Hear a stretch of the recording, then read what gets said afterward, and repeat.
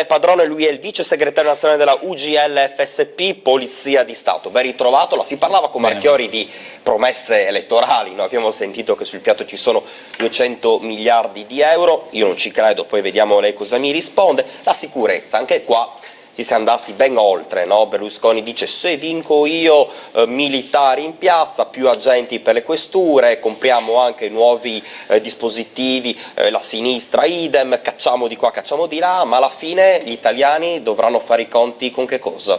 Ma guardi, mentre parlava il presidente Marchiori, io in mente dicevo, speriamo che questa domanda venga fatta anche a un sindacalista della Polizia di Stato.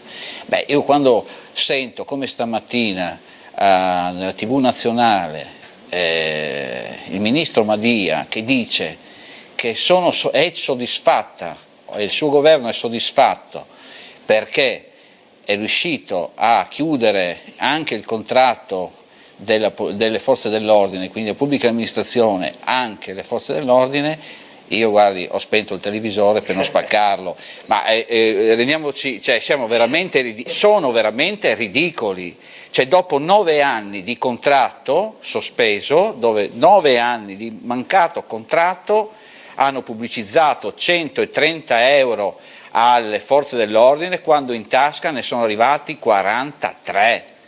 Io l'avevo già detto questa cosa, sono arrivati con la chiusura a 43 euro, cioè è vergognoso. Quindi vede, queste promesse, le avevo detto la scorsa volta, quando siamo sotto elezioni, quando siamo sotto attività elettorale, ma anche a livello regionale, attenzione, a me mi hanno contattato parecchie sigle politiche per dare una mano, e io do una mano, ma quando nei loro programmi volevano scrivere determinate cose io mi sono rifiutato, ho detto no, voi non potete promettere questa cosa perché è impossibile. Guardi, io l'ho detto l'altra volta, quando Berlusconi mi dice che vuole ripristinare il poliziotto di quartiere, io ho detto, e lo direi anche a Berlusconi, cioè dove li prende?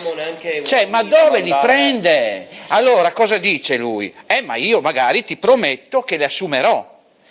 Se fanno da domani, da mezzanotte, ok? Mettiamoci a tutti sintonizzati gli orologi a mezzanotte, bene, e inizia un iter per assumere 1.000, 2.000, 3.000, 4.000, ne mancano 23.000 nelle forze dell'ordine, solo nella Polizia di Stato, lo dico sempre perché è un numero importante.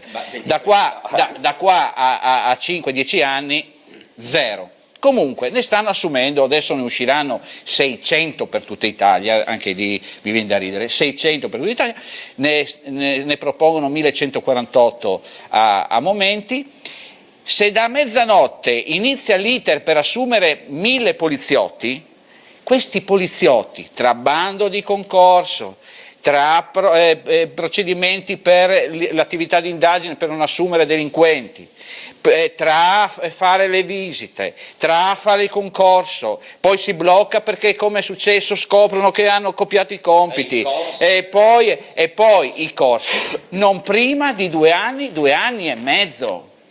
Dai, allora Berlusconi, io non so chi ti consiglia queste cose, ma dico Berlusconi perché l'ha detto lui.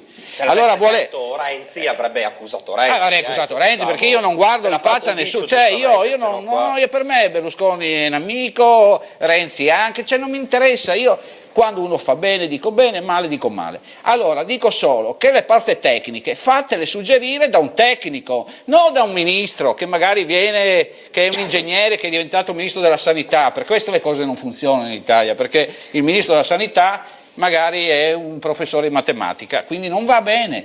Allora io dico, le promesse sono solamente, io mi auguro che veramente mettino mano e anche al portafoglio, perché i soldi non si trovano mai per la sanità, per la scuola e per la sicurezza, non si trovano mai, e guardiamoci intorno, andiamo all'ospedale, andiamo alle scuole e andiamo nelle questure, nelle caserme dei carabinieri, poi qualcuno si lamenta che è andato 2 volte a denunciare una cosa, non c'era il collega, che il computer un giorno era rotto, cioè, allora, queste sono le promesse, ma non devono finire nel periodo elettorale, come ogni volta, dal 91 che io faccio sindacalista.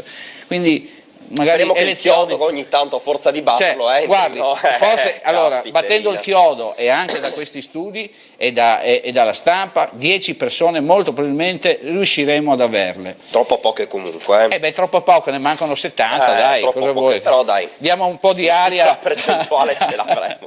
Grazie a voi. Grazie, la settimana prossima anche Raffaele Padrone, vice segretario della UGL FSP Polizia di Stato. Abitazione svaligiata a Fonte, siamo nel Trevigiano, i vicini